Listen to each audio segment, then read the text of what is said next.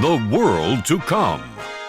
The Restored Church of God presents David C. Pack, author of 80 books and booklets, editor-in-chief of The Real Truth magazine, read by countless and growing numbers in every nation and territory of the world.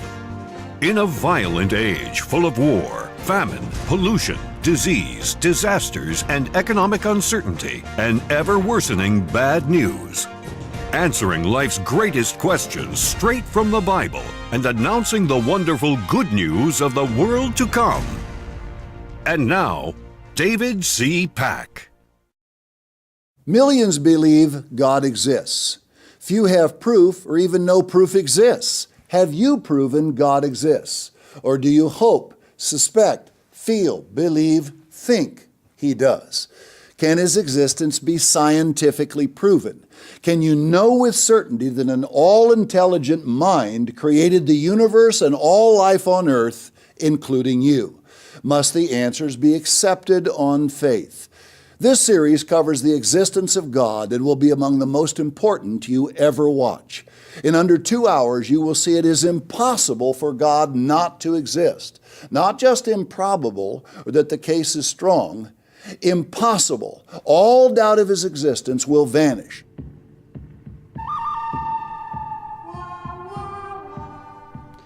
I watched every video of your series, and my doubts about God did not vanish. I'm still convinced that you believe in childish myths with no connection to reality. Your 5-part series took more than 2 hours, where you said it would take less, and it was not an important or significant video series compared to most of the others I've watched because you clearly have no idea what you're talking about. You're into one-way communication, books, booklets, videos, and comments disabled, where you talk and others listen. So you never hear any critique and never know how wrong you are about everything you say. You know as little about this subject as the average noob in a pew who never spoke to any educated person with an opposing view. If you never know what your mistakes are, you'll never correct them. That's why your whole series is nothing but parroting Pratts disputed in a previous century. The difference between knowledge and belief is that knowledge can be demonstrated. Knowledge is a subset of belief, but it's justified belief. And consequently, no one can honestly say they actually know anything about God, not even whether such a thing exists. We have no reason to believe in a God and lots of good reasons not to. Such can only be believed on faith, in lieu of evidence and in spite of evidence. You didn't present a strong case, you presented no case at all. Just baseless assertions pleading for an erroneous conclusion that was assumed without warrant. God's existence cannot be scientifically proven, not just because there is no such thing, but also because nothing can be proven in science. The only scientific application of proof is in mathematics. But if we were to define proof in the legal sense as an overwhelming preponderance of evidence, which is the context you are clearly using, then God's existence still can't be proven because there is not one fact that is positively indicative of or exclusively concordant with the God hypothesis over any other. Your incredulity is a logical fallacy. It does not count as evidence. Yet, that is all you've provided. In fact, there is nothing supporting your hypothesis whatsoever. We can't even consider the possibility because no possibility has ever been established. Miracles are defined as defying the laws of physics, meaning they're physically impossible and indistinguishable from magic, because miracles and magic are the same thing. They're both impossible products of human imagination, just like God. It is not possible for a disembodied mind to even exist without a brain to generate it, and such a thing could not use magic to control or forecast natural events either. So it is neither physically nor logically possible for your God to exist. This series squarely faces basic questions. To those with an open mind, it will be life-changing. Your series was not life-changing because although my mind is open, it is not empty. I know this topic very well. In fact, I know both sides of this argument better than you know your own alone. And you've demonstrated that you don't know anything about the scientific perspective whatsoever. So when you asked for an open mind, I think you meant a gullible one. My mind is definitely open, though, unlike yours. Yours is blinded by faith and a doctrinal obligation to defend the sacred fables against all reason. That's what apologetics is all about. You assume your conclusion at the onset for reasons that have nothing to do with factual information, and then you make up whatever excuse necessary to rationalize or justify your baseless assumptions regardless what the facts are. And I'm going to point that out, show you that that's what you've been doing. People have debated the existence of God for thousands of years. Most conclude it cannot be proven one way or the other. The majority think the answer lies in abstract philosophy and the metaphysical. Others become agnostics, asserting they don't know if God exists. Those who do accept His existence often do so passively, merely because they were taught it from childhood. Some don't care. Many of these cannot be moved from their apathy. Atheists, having concluded God does not exist, represent a special category God describes. The fool has said in his heart, "There is no God." No, that's not God giving that description. That's the mere fallible men who wrote the Bible and who are now erroneously interpreted as if they were speaking for God. So whenever someone says to me, "The fool says in his heart there is no God," I like to respond with Jeremiah 8:8. How can you say, "We are wise and the law of the Lord is with us"? Behold, the lying pen of the scribes has made it into a lie. Because it was the lying scribes who wrote the Bible, not God. If you look up the word fool and compare the sources, you'll see that in this context, a fool is one who too readily believes improbable claims of credulous sources on insufficient evidence. So it's no wonder that the Bible gives exactly the opposite definition that we find in the dictionary, because the people who wrote the Bible want to fool you. That's why they went on to say that all atheists are corrupt and have committed abominable injustice. There is none that does good. So all the charity work and donations and humanitarian efforts done by atheists around the world show that that's just one more thing the Bible was wrong about. I should also add that admitting that you don't know whether God exists is not an assertion. No one knows that God exists. But that doesn't say anything about whether you believe there is a God.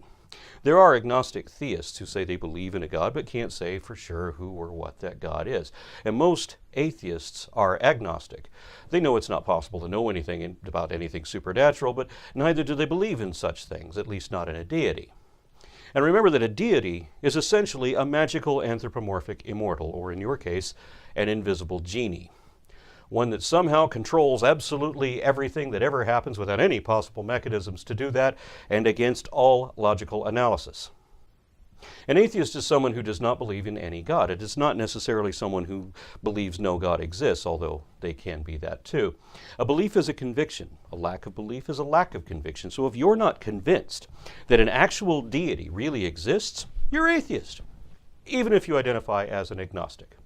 And I used to identify as agnostic for years until I found out what the word atheist really means. And most people who call themselves agnostic are also atheists and just don't realize that or won't acknowledge it. I don't consider myself agnostic anymore because I know there's no God, and I can justify that too, according to Christopher Hitchens' expression of the fundamental rules of logic, that positive claims require positive evidence, extraordinary claims require extraordinary evidence, and what has been asserted without evidence can be dismissed without evidence. You've made an extraordinary claim for which you provided no evidence at all. The burden of proof is on you, and you get no benefit of the doubt because you've made an empty assertion. Almost 50 years ago, I learned of absolute proof God exists. My studies lasted 2.5 years. I came to realize I did not have to accept His existence on faith.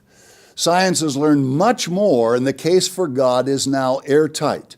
This broadcast begins presenting numerous absolute proofs God does exist.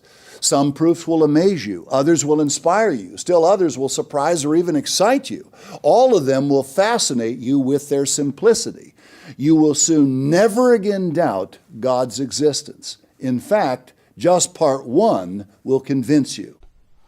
Well, part 1 did convince me to make a series of videos rebutting you. It convinced me that it was time for you to have a rude awakening. I didn't have to see the rest of the series. I didn't even have to see the rest of part 1. I knew in advance that all of your arguments would be easy to refute, not because of faith, but because of experience. I've been constantly countering religious beliefs for 2.5 decades. If any of you had any good arguments, I'd have heard them by now. I'd have heard them years ago. But as it happens, all your arguments were refuted years ago. But I still think we ought to go through everything in your list to prove that on every single point. A second great question is unavoidable and inseparable from the question of God's existence. Whether there is life on earth because of blind, dumb luck through evolution or because of special creation by a supreme being. Did all life on earth evolve over millions of years, as evolutionists assert, or did an all-powerful God author it? Most people assume evolution is true, just as millions assume God's existence. I also studied evolution versus creation in depth during the same period I sought to prove God's existence. I learned it takes far more faith to believe the intellectually fashionable evolutionary myth than that God exists. In fact, I learned evolution is based entirely on faith because no true facts or proof have ever been found to support it. No? Well, what about the fact that evolution happens? That biodiversity and complexity do increase and that both occur naturally only by evolutionary means.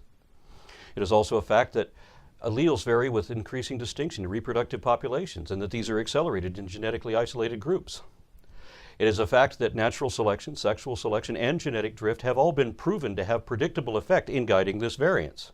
It is a fact that significant beneficial mutations do occur and are inherited by descendant groups and that multiple independent sets of biological markers exist to trace these lineages back over many generations. It is a fact that birds are a subset of dinosaurs in the same way that humans are a subset of apes, primates, eutherian mammals, and that both groups are subsets of vertebrate deuterostome animals. It is a fact that the collective genome of all animals has been traced to its most basal form, and that those forms are also indicated by comparative morphology, physiology, and embryological development. It is a fact that every animal on Earth has definite relatives, either living nearby or evident in the fossil record, and indicated in phylogenetics. It is a fact that the fossil record holds hundreds of transitional species, even according to the strictest definition of that term. And it is a fact that microevolution and macroevolution have both been directly observed. These are facts, things we can objectively verify and prove to be true, beyond dispute. That means you can't dispute them. I know that because I've already had this conversation thousands of times, and the result is always the same. These facts definitely qualify as evidence, and not just because they stand against every concept of creationism, but also because they are both positively indicative of and exclusively concordant with evolution, which is the only theory of biodiversity with no possible alternative. That's why evolution is the foundation of modern biology, and creationism is literally a fairy tale, because it has giants, witches, magic spells, and talking animals with no connection to reality. I appreciate your admission that faith is a belief that is not based on evidence. Creationists typically assert that evolution is a religion, as if we're as bad as you are, and they pretend that religion is scientific, as if you're as good as we are. In fact, I just made a video exposing this very fallacy. It's called the false equivalence of creationism. Faith does play a role in the life of a Christian, for the one who truly wants to seek God and learn to please Him. Notice, without faith it is impossible to please Him, for he that comes to God must believe that He is, and that He is a rewarder of them that diligently seek Him. Faith is vital to a Christian. You saw that without it no one can please God. This verse says those seeking God must believe that He is. But a deep belief in a God who rewards all who diligently seek Him requires proof of His existence. Only after proof has been nailed down can one have faith, absolute confidence that what he does is being recorded in God's mind to be remembered when he receives his reward. Now you're contradicting yourself. Are you now saying that I can only have faith in evolution on the basis of the several examples of proof that I have just nailed down? I would say no, because we can prove from your own words previously and from every authoritative or definitive source that faith is a belief that is not based on evidence. If you had evidence, you wouldn't need faith. And if you really cared about knowledge of truth, you would reject faith as inherently dishonest. If you are uncertain God exists because proof has not been firmly established, under fire, your faith will wane or collapse. I promise. You're contradicting yourself again. It doesn't matter how convinced you are. Belief does not equal knowledge. And it doesn't matter what you believe. All that matters is why you believe it. What is your evidence? If you have to believe it on faith, then you have no reason to believe it at all. You have a right to believe whatever you do. Even hardline atheists wouldn't fault you for that. If you say, I believe X, then no one should have a problem with that until they inquire why you believe that. But it is dishonest to assert as fact that which is not evidently true. So if you assert that X is true simply because you believe that, and you can't back it up, then you will come under fire, and it won't matter how certain you're still probably wrong. The Apostle Paul wrote, "Though there be that are called gods, whether in heaven or in earth, as there be gods many and lords many, but to us there is but one God, the Father, of whom are all things. Howbeit there is not in every man that knowledge." Thank you for pointing out one of the scriptures that presuppositionalists have to ignore whenever they wrongly assert that everyone knows their God exists. Having read a bit of your theology, I actually agree with your interpretation more than I do most Christian extremists. However, everything you think you know about the subject is still wrong. The religions of this world have created many gods of wood, stone, and other materials. Others exist only in the minds of men. The ancient Greeks alone served 30,000 gods, and modern Hindus worship 5 million gods. Truly, there are and always have been gods many and lords many. Yet God created all the physical materials men use to design and make their own gods. Objection. Conjecture. Assumes facts not in evidence. God's existence has not been demonstrated. We've been given no reason to believe that such a thing is even possible, much less real. The God you're talking about evidently emerged among the other gods of the originally polytheist Semitic pantheon, with a theology heavily influenced by neighboring religions such as Zoroastrianism. Your God apparently only exists in fables like the Garden of Eden, a flood, the Tower of Babel, and the Exodus, which have never been substantiated, were never supported, and have been disproved. We cannot assume that God did or made anything until you show us evidence against the evidence that we already have that there even is such a thing. Sadly, there is not in every man knowledge of the true God. Such incredible ignorance and confusion. Ignorance isn't just what you don't know. It's also what you won't know. Your ignorance is what you ignore. Faith requires a degree of willful ignorance, but my position would not allow that. I need evidence, and so do you if you're going to tell me what you know. If you can't show it, you don't know it. And the rules are the same for both of us. The Bible's God has shown the way to peace, happiness, and abundant life for all people willing to study His instruction book. This would rid mankind of the confusion and evils that encompass this world. Is this why there are tens of thousands of denominations just within Christianity? Is this why all three of the major religions based on the Bible have been at war with each other, each since their inception? The Bible is the source of much of the ignorance and evil that encompasses this world. It advocates superstitious delusion and inhuman atrocities such that if anyone were to actually use the Bible as a moral guide, they would be a criminal in every country on this planet.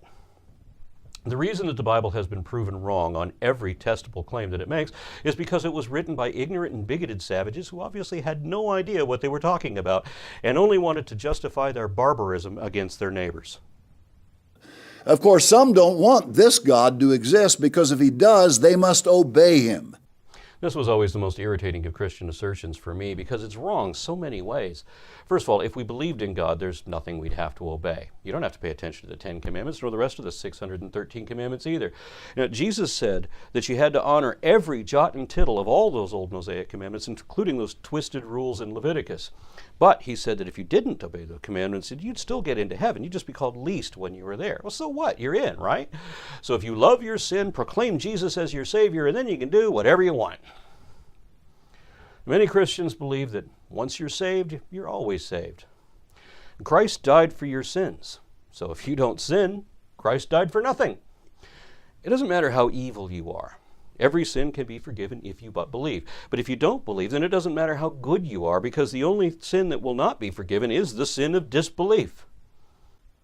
The only thing that matters is whether you believe the lies the clergy told you, which you're supposed to believe on faith in lieu of evidence simply because they said so. Thus, gullibility is the sole criteria for redemption, and the only thing that really pisses God off is when people don't believe in Him, which is already an indication that God is just a story. No one, not one person I ever heard of, ever said that they didn't believe in God because they didn't want to obey Him. Because pretending God doesn't exist won't make him go away. And pretending or professing to believe when you don't really believe, that won't work either. You can read minds, remember? So if you say you don't believe, you'd better be damned sure that he doesn't really exist. Even agnostics are willing to take that risk, which shows that there really is no risk at all. Theology is just a game of pretend, where people literally make believe. I don't believe because I'm not a pretender. Be willing to accept science. As we reason, do not suppose or hope. Stand on indisputable facts. We will see them from a broad array of different kinds of science. They will demonstrate that an all-powerful supreme being of infinite intelligence carefully provided more than sufficient proof to remove all doubt he exists. I watched your entire series and you provided no evidence whatsoever.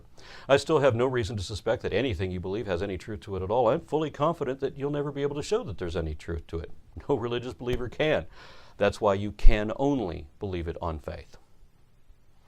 Now, before starting this study, remember, assumptions don't count. Neither do superstitious myths or traditions based on ignorance. What can be known from science? Only accept facts, think rationally and clearly, then accept what can be proven.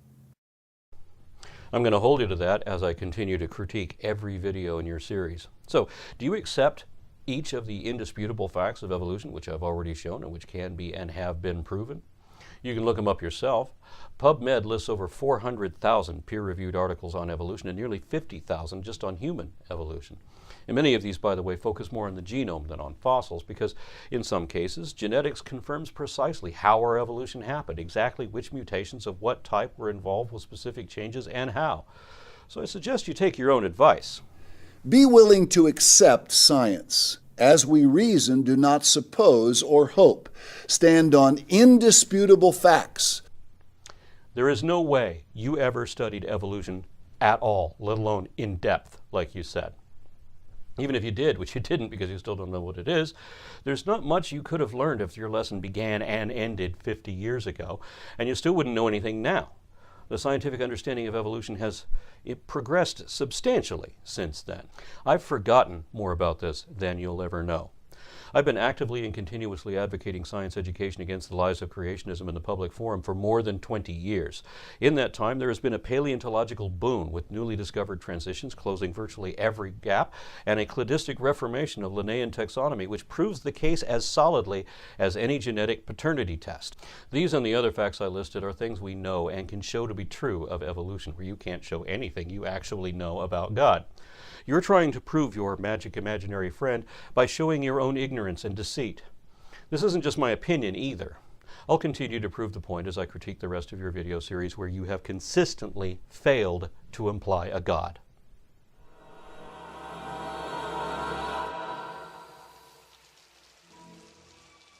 Sorry to see you're still unconvinced.